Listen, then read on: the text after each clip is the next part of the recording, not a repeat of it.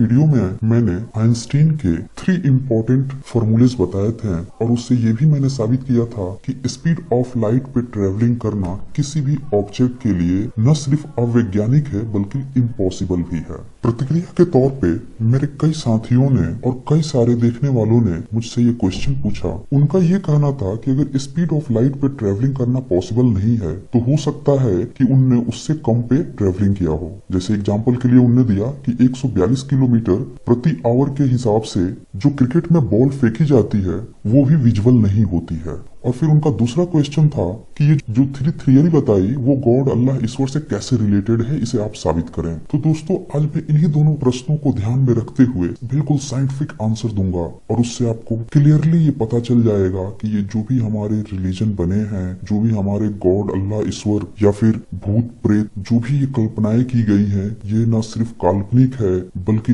बिल्कुल ही अवैज्ञानिक है। और आप लास्ट तक इस वीडियो को देखते रहें, आपको पूरी तरह से स्पष्ट हो जाएगा कि जो भी मैं साइंटिफिक रीजन इसके पीछे प्रोवाइड कर रहा हूँ उससे इन तमाम कल्पनाओं को न ही झटका लगेगा बल्कि ये पूरी तरह से गलत भी सिद्ध होंगे। तो आइए इनकी वैज्ञानिक पड़ताल करते हैं। सबसे पहले तो ये क्वेश्चन उठता है कि अगर कोई भी सुप्रीम पावर है या सुपर नेचुरल पावर है तो क्या वो वैज्ञानिक सिद्धांतों को फुलफिल करती है, और अगर वो इसे फुलफिल करती है तो क्वेश्चन ये उठता है कि मैक्सिमम स्पीड उसकी कितनी होगी, यानी कि वो किस स्पीड से ट्रेवलिंग करेगा। इस सिद्धांत को समझने के लिए आपको मैं 2 फोर्सेस बताने जा रहा हूँ। फर्स्ट है सेंट्रीफ्यूगल फोर्स और सेकंड है सेंट्रीपेटल फोर्स। ये दोनों ही फोर्स जब भी हम ट्रेवलिंग करते हैं किसी चौराहे पे तो वहां पे इसे फील किया जाता है। इसे मैं थोड़ी डिटेल्स में आपको बताता हूँ। जैसे एग्जांपल के लिए आप सीधे रास्ते से जा रहे हैं और कहीं पे एक टिप पॉइंट आती है और आप चूंकि बाइक से हैं या गाड़ी से हैं तो आप यहाँ से मूव करते हैं आइदर राइट साइड में या फिर लेफ्ट साइड में। जब भी आप इस टिप पॉइंट से मूव करेंगे तो आप ये पाएंगे कि आपकी जो बाइक है या अगर आप साइकिलिंग कर रहे हैं तो आप पे एक फोर्स लगता है इस टीप पॉइंट के इन साइड में, यानी कि इस साइड में। आप इस साइड में गिर पड़ेंगे।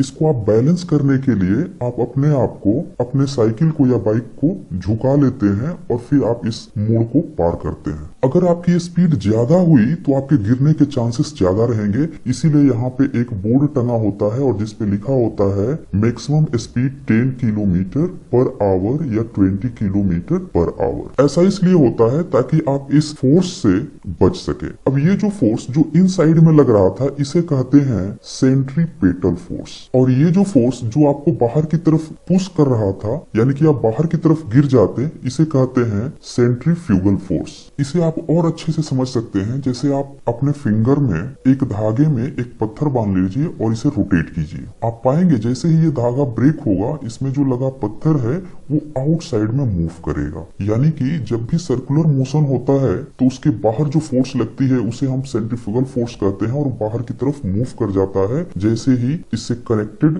वायर ब्रेक्स होते हैं। वही बात यहाँ पे भी लागू होती है इस मोड़ पे भी। तो ठीक इसी तरह से कोई भी गैब्रियल, देवदूत या फिर भूत प्रेत या फिर कोई ईश्वर आपके घर के अंदर में आता है, आपको दर्शन देता है, सपने में दर्शन देता है या फिर आपको लेकर जाता है जैसा कि कुछ धर्म ग्रंथों में बताया गया है, तो वो ले जाने की जो स्पीड होगी वो काफी हाई होगी। और जैसा कि हम जानते हैं कि कोई भी रूम या फिर होम उसके अंदर की जो बनावट होती है वो काफी टेढ़े मेढ़े रास्ते होते हैं और गेट के थ्रू आपको निकल के जाना होता है। आप अचानक से हाई स्पीड में मूव करेंगे तो वहां पे सेंट्रीपेटल या सेंट्रीफ्यूगल फोर्स लगेगा और आप अचानक से कहीं पे गिर पड़ेंगे क्योंकि इतनी हाई स्पीड में आप ट्रेवल नहीं कर सकते। तो इससे तो एक बात क्लियर हो जाती है कि कोई भी जो काल्पनिक घटनाएं हमें बताई जाती हैं वो सेंट्रीपेटल और सेंट्रीफ्यूगल फोर्स को बिल्कुल भी फुलफिल नहीं करती और इसलिए वो वैज्ञानिक रूप से बिल्कुल ही गलत है। मसलन यहाँ पे कुछ लोग ये भी कह सकते हैं कि हो सकता है कि वो इतनी स्पीड से गया हो, लेकिन आप ये देखो कि जब इतनी ज्यादा स्पीड होगी उस समय में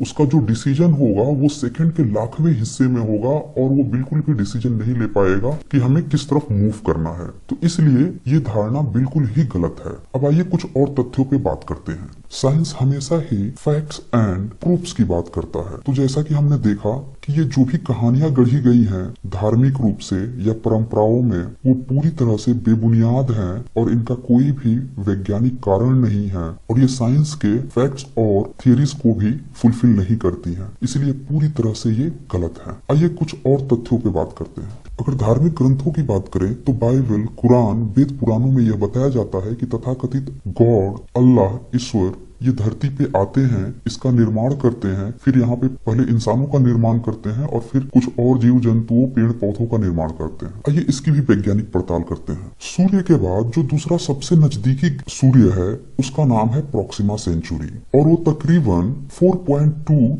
लाइट ईयर्स दूर है। यहाँ पे 1 लाइट ईयर्स का मतलब होता है 1 साल में प्रकाश की किरणों की तय दूरी। अब अगर कोई तथाकथित सुपरनेचुरल पावर है जो इस धरती पे आया था तो उसे आने में कितना समय लगा होगा तथा एक बार आने के बाद फिर दूसरी बार आने में कितना समय लगा होगा, इसकी हम पड़ताल करते हैं। मसलन यहाँ पे कई फैक्टर काम करते हैं, जैसे कि जब हाई स्पीड में वो आया होगा तो क्या उसके साथ कोई यान था, यानी कि रिलेटिविटी के सिद्धांत के फुलफिल होने के लिए यह जरूरी है कि वो एक ऑब्जेक्ट न होके ऑब्जेक्ट के इनसाइड का सफर करने वाला बंदा हो, क्योंकि ऐसा पाया गया है कि जो हमारा वायुमंडल है उसमें एक पार्टिकुलर स्पीड से ज्यादा स्पीड होने पर घर्षण उत्पन्न होती है और उससे जो भी ऑब्जेक्ट होगा वो जलकर खत्म हो सकता है। लेकिन धार्मिक ग्रंथों के अनुसार ईश्वर खुद ही आया था, न कि किसी यान में। अब मैं आपको एस्केप वेलोसिटी के बारे में बताता हूँ। बेसिकली एस्केप वेलोसिटी होती है 11.2 किलोमीटर पर सेकेंड, यानी कि इससे ज्यादा स्पीड होने पे कोई भी ऑब्जेक्ट इस वायुमंडल से सीधे पार चला जाएगा। लेकिन इतनी स्पीड होने पे कोई भी ऑब्जेक्ट में घर्षण उत्पन्न होता है और वो जलकर खत्म हो जाता है। अब आइए एक दूसरा एग्जाम्पल लेते हैं। अब जैसा कि मेरे दोस्त ने बताया था कि अगर क्रिकेट के ग्राउंड में अगर 142 किलोमीटर पर आवर की स्पीड से बॉल की जाती है तो 22 गज पे खड़े दूसरे व्यक्ति को वो गेंद दिखाई नहीं देती। चलिए मैं इसे 150 किलोमीटर पर आवर मान ले रहा हूँ कि इतनी की स्पीड से अगर कोई बॉल जाएगी तो वो नग्न आंखों से बिल्कुल भी दिखाई नहीं देगी। अगर इस स्पीड से हम बात करें कि जो हमारा सेकंड नियरेस्ट सन है प्रॉक्सिमा सेंचुरी, जो कि 4.2 लाइट ईयर्स दूर है, हम जानते हैं कि वहां पे भी गॉड नहीं है, उससे भी दूर हो सकता है। फिर भी मैं सुविधा के लिए मान ले रहा हूँ कि वो प्रॉक्सिमा सेंचुरी पर ही है। तो अगर 150 किलोमीटर पर आवर की स्पीड से वो ट्रेवल करे ताकि वो हमें दिखाई भी न दे और वो प्रॉक्सिमा सेंचुरी पे भी चला जाए तो उसके जाने में कितना समय लगेगा, आइए उसको कैलकुलेट कर लेते हैं। उससे आपको बिल्कुल क्लियर हो जाएगा कि आने जाने में जो समय लगता है उसके कारण सुपर नेचुरल पावर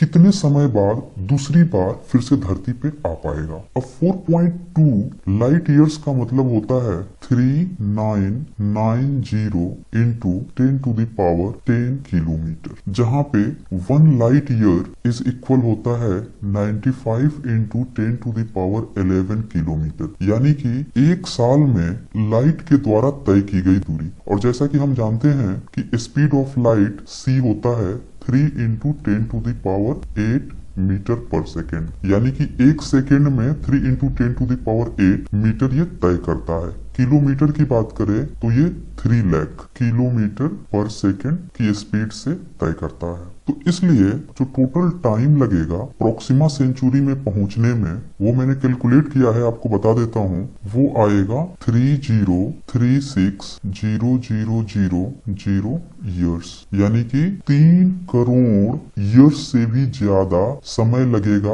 उसे आने में, और फिर जाने में भी 3 करोड़ ईयर्स लगेगा अगर वो 150 किलोमीटर पर आवर की स्पीड से चल रहा है। तो अब जरा सोचिए, इस धरती को एग्जिस्टेंस में आए मात्र 4.5 अरब ईयर्स हुए हैं और एक बार जो तथाकथित सुपरनेचुरल पावर है वो 3 करोड़ ईयर्स लेता है आने में और फिर जाने में, तो दूसरी बार फिर वो 3 करोड़ साल बाद आएगा। यानी कि आज की डेट में अगर वो आता है इसका मतलब कि वो 3 करोड़ साल पहले आया था। तो जरा सोचिए, जो धार्मिक ग्रंथों में ये बीच में बार बार अवतार होते रहते थे, गैब्रियल आते रहता था, ये सारी की सारी बातें बिल्कुल ही बेबुनियाद है। और सबसे खास बात ये है कि मैंने अभी भी 150 किलोमीटर का जो एग्जाम्पल दिया है इसमें मैंने इस बात को नेग्लेक्ट कर दिया है कि इतनी स्पीड से जब वो जाएगा तो उसके मास, लेंथ और एनर्जी पे क्या फर्क पड़ेगा, क्या वो इस बीच में सांस ले पाएगा। अगर आप ये मानते हो कि वो सांस भी नहीं लेता है, वो बिल्कुल ही एक निर्जीव है, तो फिर उसके पास दिमाग भी नहीं होगा और वो जो वायुमंडल में घर्षण है जिसके कारण कोई भी ऑब्जेक्ट जल जाती है उसको भी मैंने यहाँ पे अभी शामिल नहीं किया है। एक बात और कि अभी मैंने सिर्फ प्रॉक्सिमा सेंचुरी से ही डिस्टेंस काउंट की है, हो सकता है कि इससे भी ज्यादा दूर से आप काउंट करो तो ये टाइम ड्यूरेशन और भी ज्यादा बढ़ जाए। अब कुछ लोग यहाँ पे ये कहना चाहेंगे कि 150 किलोमीटर पर आवर ही क्यों, कुछ ट्रेनें तो 576 किलोमीटर पर आवर की स्पीड से भी टेस्टिंग हुई है, जैसा कि फ्रांस में। लेकिन यहाँ पे आप देखो कि इस केसेस में ट्रेन के भीतर बैठा हुआ इंसान रिलेटिवली उसकी स्पीड 0 है, जबकि यहाँ पे जो तथाकथित ईश्वर अल्लाह गॉड है या भूत प्रेत या गैब्रिएल हैं, ये किसी भी यान से नहीं आते हैं बल्कि डायरेक्ट आते हैं, जैसा कि धर्म ग्रंथों में कहा गया है। तो इसीलिए यहाँ पे ये लागू नहीं होता। अगर इतनी भी स्पीड पे हम कैलकुलेट करना चाहें तो भी जो टाइम ड्यूरेशन लगेगा वो तकरीबन इसका 1/4 लगेगा, क्योंकि 150 इंटू 4 टाइम्स नियरली 600 होगा। अगर 600 किलोमीटर पर आवर भी मान ले तो इसका 1/4 यानी कि 0.75 करोड़ ईयर्स टाइम लगेगा, और ये भी